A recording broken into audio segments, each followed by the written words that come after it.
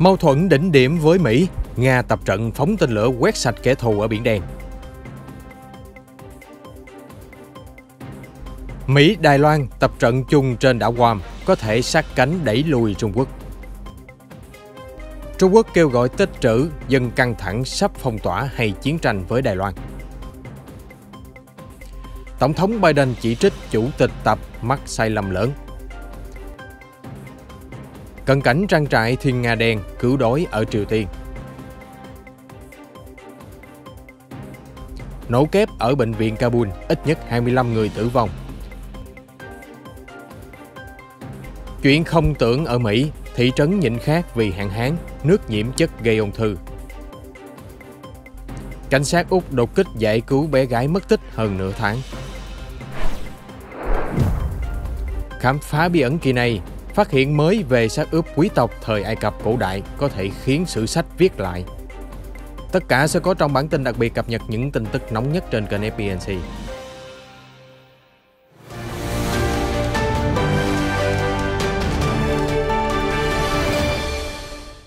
Hạm đội Biển Đen thuộc Hải quân Nga hôm thứ Ba 2 tháng 11 khẳng định hệ thống tên lửa phòng thủ bờ biển Ban-Bastion có thể quét sạch tàu mặt nước của kẻ thù tập trận trên Biển Đen một khi xung đột xảy ra. Hải quân Nga nói thêm, binh sĩ vừa tập luyện triển khai tên lửa chống hạm Ban-Bastion nhằm vào kẻ thù giả định. Nội dung tập trận bao gồm bắn tên lửa vào nhóm chiến hạm đối phương, sử dụng hệ thống phóng điện tử. Trước đó, các binh sĩ đã diễn tập hành quân, chuẩn bị vũ khí và ngụy trang che giấu vị trí bắn. Đợt huấn luyện diễn ra khi Moscow bất đồng sâu sắc với phương Tây, đặc biệt là Mỹ. Trong một hội nghị trực tuyến hôm 2 tháng 11, Thứ trưởng Ngoại giao Nga Sergei Ryabkov tuyên bố, theo chúng tôi đánh giá, mối quan hệ Nga-Mỹ có thể nói là rất khó khăn và đầy thử thách. Mức độ khủng hoảng thậm chí vượt xa tình huống tồi tệ nhất mà hai nước đã trải qua thời chiến tranh lạnh. Ngày nay, mọi thứ còn nguy hiểm hơn vì đôi bên không còn những cơ chế và điều luật rõ ràng. Ukraine, an ninh mạng, lệnh trừng phạt kinh tế, chạy đua vũ trang chỉ là một vài trong hàng loạt mâu thuẫn dai dẳng giữa Nga và Mỹ. Trong tin nóng của FBNC hôm qua, chúng tôi đã đề cập đến Bắc Kinh thừa biết binh sĩ Mỹ hiện diện ở Đài Loan trong 40 năm. Tuy nhiên, bí mật này chỉ vừa được bà Thái Anh Văn bật mí trên đài CNN giữa lúc căng thẳng sục sôi ở bờ eo biển. Ngay sau đó, báo chí Đài Loan tiếp tục đưa tin chính quyền bà Thái Anh Văn, một tiểu đội gồm 40 lính thủy đánh bộ đến đảo Guam thuộc Mỹ trong vòng 1 tháng để tập huấn tại cơ sở quân sự vừa xây dựng. Cuộc diễn tập nằm trong chương trình trao đổi có tên là Tiếng gầm của thủy quân lục chiến. Theo truyền thông, lính thủy đánh bộ Đài Loan không chỉ được huấn luyện để tăng cường năng lực tấn công, sở hữu tư duy chiến lược hiệu quả, mà còn được làm quen với việc hợp tác chiến đấu cùng binh sĩ Mỹ, chuẩn bị cho nguy cơ xung đột bùng nổ ở eo biển. Về việc này, tướng Khâu Quốc Chính, lãnh đạo cơ quan phòng vệ Đài Loan vào hôm 2 tháng 11 không bác bỏ, nhưng cho rằng truyền thông đã phóng đại. Ông Khâu bày tỏ, chúng tôi có nhiều chương trình trao đổi và hợp tác với Mỹ trong nhiều năm qua. Vì vậy, mức độ tương tác nhất định đang diễn ra trong quá trình trao đổi quân sự. Theo tờ Apple Online, Tiếng gầm thủy quân lục chiến là chương trình trao đổi quân sự giữa Mỹ và Đài Loan đã bắt đầu từ tận năm 1958, thời điểm hai bên vẫn duy trì ngoại giao quan hệ chính thức. Cuộc diễn tập ở đảo Guam bao gồm các nội dung như tấn công đổ bộ, tấn công trên không và tác chiến đô thị, tờ Apple cho biết thêm. Theo văn bản của Bộ Thương mại Trung Quốc đưa ra chiều thứ Hai ngày 1 tháng 11, Bộ yêu cầu chính quyền địa phương đảm bảo nguồn cung cấp thực phẩm bình ổn giá. Các mặt hàng thiết yếu như rau củ, thịt, dầu ăn phải chuẩn bị sẵn sàng nguồn cung trong những tháng mùa đông khắc nghiệt sắp tới. Các gia đình được khuyến khích dự trữ lượng nhu yếu phẩm nhất định để phục vụ nhu cầu sinh hoạt hàng ngày và trong trường hợp khẩn cấp, Bộ Thương mại Trung Quốc kêu gọi. Thông báo khá ngắn gọn, nhưng chính vì vậy dư luận càng hoang mang và có nhiều đồn đoán. Họ không biết liệu lời kêu gọi gấp gáp là do nguồn cung thức ăn khan hiếm hay biến chủng Delta đã len lỏi, chực chờ gây họa. Nhiều người còn nói khả năng chiến tranh sắp bùng nổ ở eo biển Đài Loan. Trên mạng xã hội Weibo, hashtag Bộ Thương mại khuyến khích tích trữ nhu yếu phẩm đã nhận được 40 triệu lượt xem và gần 5.000 bình luận cho đến chiều qua theo giờ Bắc Kinh. Trước sự hoang mang dữ dội, vào hôm qua, Giám đốc khuyến khích tiêu dùng Zhu Xiaoliang của Bộ Thương mại đã lên tiếng trấn an mọi người rằng nguồn cung thực phẩm không bị đe dọa. Đến hiện tại, tất cả các khu vực trên cả nước đều đảm bảo được nhu yếu phẩm, ông Zhu nói trên đài nhà nước CCTV. Trung Quốc là nước cuối cùng kiên quyết với chiến dịch dập dịch không khoan nhượng Zero Covid. nhưng điều đó bị thử thách mạnh mẽ bởi biến chủng Delta gây ra hàng loạt chuỗi lây nhiễm ở các địa phương, nhất là khu vực biên giới, bất chấp hàng tỷ liều vaccine đã được tiêm. Việc Trung Quốc kêu gọi tích trữ lương thực khẩn cấp cũng không phải là chuyện bất thường. Chính phủ đã đưa ra thông điệp tương tự vào tháng 1 năm 2010, kêu gọi mọi người chuẩn bị cho thời tiết khắc nghiệt. Mặt khác, một số chuyên gia cho rằng, lời kêu gọi tích trữ có thể là nỗ lực của chính phủ để vực dậy nền kinh tế. Điều này có thể nhằm kích thích tiêu dùng, khuyến khích nhu cầu trong nước và giúp tăng trưởng kinh tế, theo bình luận của ông Liu Zhenshan, một nhà kinh tế học độc lập ở Trung Quốc.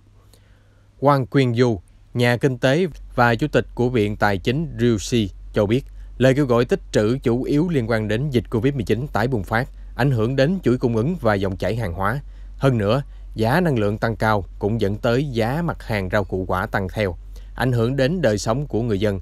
Còn về nguy cơ chiến tranh hay biến động chính trị, ông Quang nói, đó chỉ là mọi người tưởng tượng, không đáng lo ngại. Thành phố Thạch Giang Trang, 10 triệu dân, thủ phủ tỉnh Hà Bắc, giáp thủ đô Bắc Kinh, từ ngày thứ Ba 2 tháng 11, bước vào tình trạng khẩn cấp ngăn Covid-19 sau khi 12 ca nhiễm ghi nhận từ 2 ca F0 ban đầu. Hiện lối ra vào các quận Cẩm Châu và Thâm Trạch đã bị kiểm soát chặt chẽ. Trước đó, ngày 31 tháng 10, quận Thâm Trạch yêu cầu tất cả người dân ở yên trong nhà và làm xét nghiệm Covid-19 định kỳ. Toàn thành phố đã triển khai 167 nhân viên y tế tiến hành điều tra dịch tễ đối với người tiếp xúc gần 12 bệnh nhân, quyết không để dịch tiếp tục lây lan. Tuyết rơi dày ở vùng An Tây thuộc khu tự trị Tân Cương, miền Tây Bắc Trung Quốc từ đêm thứ Hai, 1 tháng 11. Đợt không khí lạnh trước đó đã tràn đến Tân Cương cùng nhiều khu vực lân cận. Do ảnh hưởng của khối không khí, tuyết nặng hạt và thậm chí bão tuyết đã càn quét qua một số khu vực An Tây. Để đảm bảo an toàn giao thông, chính quyền địa phương đã điều động xe dọn tuyết hoạt động suốt đêm thứ Hai ở các tuyến đường chính trong đô thị. Mỗi ca dọn tuyết của công nhân có thể kéo dài đến 12-13 giờ. Có những nơi tuyết rơi dày đến 15 cm khiến cho đường trơn trượt, gây ách tắc giao thông. Theo dự báo thời tiết, nhiệt độ vùng An Tây có thể giảm xuống mức thấp nhất là âm 15 độ C vào hôm nay, 3 tháng 11. Tổng thống Mỹ Joe Biden hôm qua 2 tháng 11 chỉ trích Chủ tịch Trung Quốc Tập Cận Bình vì không có mặt tại hội nghị thượng đỉnh COP26 về biến đổi khí hậu. Ông Biden cho rằng nhà lãnh đạo Trung Quốc đã hủy hoại hình ảnh của Bắc Kinh trên trường quốc tế, trong khi bản thân Tổng thống Mỹ đang nỗ lực củng cố vị thế của Washington về dẫn dắt toàn cầu chống biến đổi khí hậu. Ông Biden phát biểu, "Tôi nghĩ rằng đó là một sai lầm lớn khi Trung Quốc không hiện diện. Cả thế giới sẽ nhìn vào và nói, Trung Quốc có đóng góp giá trị gì hay không? Họ đánh mất cơ hội ảnh hưởng người dân toàn cầu và những người dân ở đây tại COP." Ông Tập đã không rời khỏi Trung Quốc từ khi dịch Covid-19 bùng phát và đã gửi đi một văn bản ngắn gọn để hội nghị COP26 vào hôm thứ Hai, thay vì đích thân tham dự hay gửi thông điệp qua video. Văn bản của ông Tập kêu gọi tăng tốc chống lại biến đổi khí hậu, nhưng không nêu biện pháp cụ thể hay cam kết của chính phủ Trung Quốc. Tổng thống Biden cho rằng, điều quan trọng nhất khiến cho cả thế giới chú ý hiện nay là về khí hậu. Đó là vấn đề khổng lồ, nhưng Trung Quốc đã quay lưng bỏ mặt. Làm như vậy thì liệu có thể tuyên bố về khả năng lãnh đạo nữa hay không? Như đã đưa tin, truyền thông nhà nước Triều Tiên đang kêu gọi ăn thịt thiên nga đen vì vừa ngon, vừa bổ, vừa giúp giảm bớt gánh nặng thiếu thốn lương thực của đất nước. Hồi tuần trước, đài truyền hình nhà nước cho biết một trang trại thiên nga đen đã hoàn tất xây dựng ở miền nam tỉnh Hamgyong, bao gồm cơ sở nuôi và chế biến quy mô công nghiệp, giúp cải thiện đời sống của người dân. Triều Tiên khẳng định thịt thiên nga đen ngon và có giá trị bồi bổ sức khỏe. Ông Kim Hyong-seok, Chủ tịch Viện Hòa bình và Thịnh vượng bán đảo Triều Tiên, một tổ chức nghiên cứu ở Hàn Quốc cho rằng, "Tôi nghĩ Bình Nhưỡng đã có hành động ý nghĩa để đa dạng hóa nguồn cung cấp thịt. Vấn đề thiếu lương thực ở Triều Tiên ngày càng trầm trọng hơn do đóng cửa ngăn đại dịch Covid-19 và hàng loạt các biện pháp trừng phạt quốc tế." Mặt khác, chuyên gia Kim từ Hàn Quốc nhận định, ngay cả khi bổ sung thịt thiên nga đen vào bữa ăn thì cũng không thể giải quyết triệt để cuộc khủng hoảng lương thực ở Triều Tiên. Ông nói, Bình Nhưỡng luôn muốn tự chủ, nhưng không thể mãi mãi tự cung cấp được thịt thiên nga đen, nhưng không thể hóa giải vấn đề thiếu thức ăn vì gốc rễ vẫn là những lệnh trừng phạt. Theo Reuters, Triều Tiên đã nghiên cứu biến thiên nga đen từ chỗ nuôi làm cảnh chuyển sang nuôi để giết thịt vào đầu năm 2019. Song song đó, chính quyền cũng kêu gọi trường học, nhà máy, doanh nghiệp cũng phải chủ động trồng trọt, chăn nuôi để đảm bảo sự tự lực tự cường của quốc gia, theo đài NRK News cho hay. Lãnh đạo Kim Jong-un đã thừa nhận tình huống lương thực căng thẳng và xin lỗi vì những sự hy sinh của người dân để ngăn ngừa Covid-19 bùng phát. Tuy nhiên, ông Kim nói năm nay vụ mùa đã thu hoạch khá hơn, cũng như đã nối lại giao thương với Trung Quốc và Nga. Vào tháng 10, Triều Tiên cũng đã thẳng thừng bác bỏ báo cáo của Liên Hợp Quốc viết rằng hàng ngàn người dân quốc gia này có nguy cơ chết đói và hàng triệu người suy dinh dưỡng, rất dễ tổn thương trước Covid-19. Ít nhất 25 người thiệt mạng và 50 người khác bị thương do hai vụ nổ lớn kèm theo tiếng súng vang rền ở bệnh viện quân y lớn nhất thủ đô Kabul, Afghanistan vào hôm qua 2 tháng 11. Vụ nổ kép xảy ra ở lối vào bệnh viện có 400 giường ở trung tâm thủ đô. Phát ngôn viên cơ quan nội vụ Taliban cho hay, lực lượng an ninh nhanh chóng có mặt tại hiện trường bằng trực thăng. Phía Taliban đã kiểm soát, ngăn không cho các tay súng tiến vào bên trong bệnh viện. Tất cả các sát thủ đã bị triệt hạ trong vòng 15 phút. Vụ việc dấy lên nhiều lo ngại vì Afghanistan đã thường xuyên xảy ra bạo lực kể từ khi Taliban giành quyền kiểm soát đất nước từ tháng 8. Vụ lở đất vào ngày 1 tháng 11 khiến cho nhiều ngôi nhà sụp đổ và ít nhất 12 người đã tử nạn. Theo giới chức bảo vệ dân sự Colombia cho biết, lở đất đã xảy ra là do mưa lớn kéo dài ở vùng Narino và có 2 ngôi nhà bị hủy hoại hoàn toàn. Giới chức cho biết 11 người được cứu sống từ đống đổ nát. Tuy nhiên, 2 người trong số họ bị thương nặng. Công tác tìm kiếm vẫn đang tiếp tục, hiện chưa rõ bao nhiêu người mất tích. Thị trấn nhỏ Teviston ở thung lũng San Joaquin, bang California đang là một trong những nơi chịu hạn hán kinh khủng nhất nước Mỹ. Đây là đợt khô hạn nghiêm trọng nhất của địa phương trong 120 năm qua. Suốt mùa hè, nhiệt độ thường tăng cao hơn 32 độ C, khiến giếng nước cạn khô hoặc bị nhiễm nặng thuốc trừ sâu. Thị trấn chỉ có chưa tới 1.000 cư dân và họ đang phải sống nhờ những chai nhựa chứa nước kể từ tháng 6 đến nay. Người dân đa phần sống ở nông trại, với thu nhập thấp và hưởng lợi ít ỏi từ ngành nông nghiệp trị giá tới 50 tỷ đô la của California. Thế nhưng, họ còn phải gánh chịu hậu quả ám ảnh từ thuốc trừ sâu. Nước máy ở Teviston đã có thể bị nhiễm chất gây ung thư 123 TCP trong suốt nhiều thập kỷ. Cô Guerrero, một phụ nữ di cư từ Mexico cho biết, nguồn nước độc hại có thể ảnh hưởng nghiêm trọng đến con gái 16 tuổi của mình vì em gặp nhiều vấn đề tiêu hóa. Người mẹ nói thêm, chúng tôi rất khó khăn để tìm được nước sạch. Tôi từ Mexico đến Mỹ và nghĩ rằng tình trạng khổ sở này không thể xảy ra ở đây. Nhưng giờ đây, chúng tôi phải đối diện với hiện thực. Nếu cộng đồng nhỏ của chúng tôi chỉ với 700 người còn không có được nước uống, hãy tưởng tượng khủng hoảng sẽ tồi tệ đến mức nào khi cả California gặp khô hạn. Theo Reuters, mùa hè vừa qua, thị trấn Teviston đã nhận được số tiền hòa giải 3 triệu đô la từ tập đoàn sản xuất thuốc trừ sâu Dow Chemical and Shell. Khoản tiền này sẽ được dùng để xây dựng nhà máy xử lý nước. Nhưng trong lúc chờ đợi dự án đi vào hoạt động, người dân tiếp tục lâm vào cảnh thiếu nước giữa hạn hán, trong khi nguồn nước hiếm hoi mà họ có được lại nhiễm TCP nồng độ vượt quá xa so với mức an toàn đối với sức khỏe con người. Bé gái 4 tuổi Claire Smith mất tích gây chấn động nước Úc suốt hơn 2 tuần qua, vừa được tìm thấy an toàn và khỏe mạnh trong một căn nhà khóa chặt, theo giới chức cho biết vào hôm nay 3 tháng 11. Sáng sớm hôm nay, cảnh sát đã đột kích vào ngôi nhà ở thị trấn Carnarvon, cách khu cắm trại nơi bé gái bị bắt cóc khoảng 100 km. Sau đó, họ tìm thấy bé Claire trong phòng. Một cảnh sát đã bế bé gái lên và hỏi tên. Cô bé cho biết tên là Claire. Hiện cảnh sát đã bắt giữ một người đàn ông liên quan vụ mất tích. Claire được gia đình nhìn thấy lần cuối cùng trong lều cắm trại vào lúc 1 giờ 30 sáng ngày 16 tháng 10, thuộc vùng hẻo lánh cách thành phố Perth, 900 km về hướng Bắc, thuộc bang Tây Úc. Khi bố mẹ thức dậy vào sáng hôm sau, đứa bé đã mất tích. Qua khám nghiệm hiện trường, cảnh sát cho rằng cô bé bị bắt cóc và treo thưởng 1 triệu đô la Úc để tìm manh mối.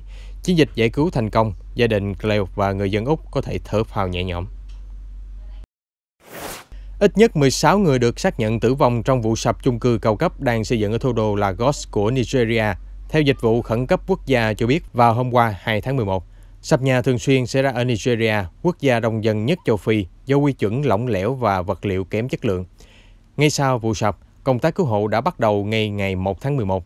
Hiện có 4 người được cứu sống, thêm 3 người khác có vết thương nhẹ đã rời khỏi hiện trường. Nhân chứng cho biết, có hơn 100 người mất tích khi công trình sập bất ngờ, chôn vùi nhiều công dân đang làm việc trong đống đổ nát. Tuy nhiên, dữ liệu cập nhật mới nhất là 40 người ở hiện trường. Công tác cứu nạn vẫn tiếp tục. Một tàu hỏa ở miền Nam Chile bị trật đường ray sau khi có người phóng hỏa đốt các toa chứa các hàng hóa vào hôm qua 2 tháng 11. Vụ việc xảy ra trong lúc căng thẳng leo thang vì cộng đồng bản địa Mapuche đòi chính phủ trao trả lại đất đai của tổ tiên. Cụ thể, tàu hàng bị tấn công đang chở xe cellulose để sản xuất giấy. Vụ việc xảy ra ở vùng Victoria, nơi đang đặt dưới tình trạng khẩn cấp vì xung đột. Một quan chức nói rằng hành động tấn công là cực đoan, hiện chưa có ai đứng ra chịu trách nhiệm. Khu vực La Araucania là nơi sinh sống lâu đời của người dân thổ dân Mapuche. Họ muốn lấy lại quyền sở hữu đất và cáo buộc các công ty khai thác gỗ bừa bãi. Mặt khác, trong mấy năm gần đây, các vụ phá hoại như đốt nhà cửa, xe tải cũng đã diễn ra thường xuyên hơn. Một phân tích mới về xác ướp Ai Cập cổ đại cho thấy, kỹ thuật ướp xác tiên tiến đã được sử dụng sớm hơn 1.000 năm so với hiểu biết trước đây của người hiện đại về thời Ai Cập cổ đại. Khám phá mới xoay quanh một xác ướp, được gọi là kiwi, thuộc về một quý tộc có địa vị cao. Xác ướp được khai quật tại một khu vực chôn cất cổ đại rộng lớn của các pharaoh và thành viên hoàng gia Ai Cập ở gần Cairo vào năm 2019. Các nhà khoa học hiện tin rằng xác ướp kiwi có niên đại xa xưa hơn nhiều so với suy nghĩ trước đây, rằng ông đã sống từ thời vương quốc cổ đại của Ai Cập. Đây có lẽ là một trong những xác ướp Ai Cập cổ nhất từng được phát hiện. Theo The Observer đưa tin, giai đoạn vương quốc cổ kéo dài từ 2700 đến 2200 trước công nguyên và được biết đến thời đại của những người xây dựng kim tự tháp. Kiwi được ướp xác bằng các kỹ thuật tiên tiến, gây sửng sốt cho giới khảo cổ, vì họ nghĩ rằng loại kỹ thuật này 1.000 năm sau mới có thể đạt thành. Phần da của xác ướp được bảo quản bằng chất liệu quý giá chiết xuất từ nhựa cây và cơ thể của ông cũng được tẩm nhựa và buộc bằng vải lanh chất lượng cao. Phân tích mới cũng cho rằng người Ai Cập cổ đại sống cách đây khoảng 4.000 năm đã tiến hành nghi thức chôn cất tinh tế và rất phức tạp. Chúng tôi sẽ cập nhật những sự kiện quốc tế mới nhất và chuyên mục khám phá bí ẩn trong bản tin nóng phát sóng vào lúc 14:30 hàng ngày trên kênh FBNC. Xin mời quý vị đón xem.